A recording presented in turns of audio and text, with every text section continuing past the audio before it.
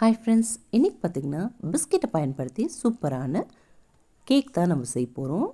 நீங்கள் எந்த பிஸ்கெட் வேணால் பயன்படுத்திக்கலாம். நான் என்கிட்ட இருக்கிற பிஸ்கெட்ஸை பயன்படுத்திக்க போகிறேன். பிஸ்கெட்ஸ் எல்லாம் வந்து நல்லா பொடிசாக இந்த மாதிரி உடச்சிக்கலாம்.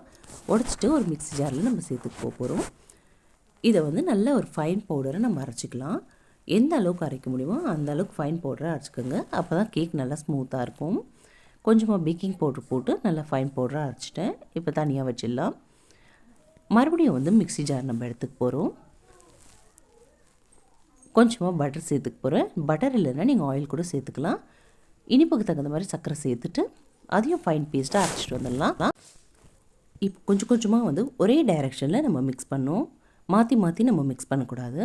அதுக்கப்புறம் பார்த்திங்கன்னா தேவையான அளவுக்கு பால் சேர்த்து ஒரு டெக்ஸ்டர், இந்த மாதிரி டெக்ஸ்டர் வந்தவுடனே நம்ம ஒரு பாத்திரத்தை வச்சு நம்ம அதில் ஊற்றி ஃபில் பண்ணி வச்சுக்கணும். அதுக்கப்புறம் பார்த்திங்கன்னா ஒரு அடிகனமான பாத்திரம் ஏதாவது எடுத்துக்கோங்க. நான் இன்றைக்கி வந்து குக்கர் எடுத்திருக்கேன். கொஞ்சமாக உப்பு சேர்த்துட்டு அதில் வந்து இதை ஃபில் பண்ணி வச்சுட்டு இருக்கிறது நம்ம சேர்த்துட்டு மூடி போட்டு ஒரு 25 மினிட்ஸ் வச்சோம்னா சூப்பரான கேக் தயாராகிடும். மேலே வந்து உங்கள் டெக்கரேஷனுக்கு ஏற்ற மாதிரி நீங்கள் எது வேணால் செய்துக்கலாம். பாய்.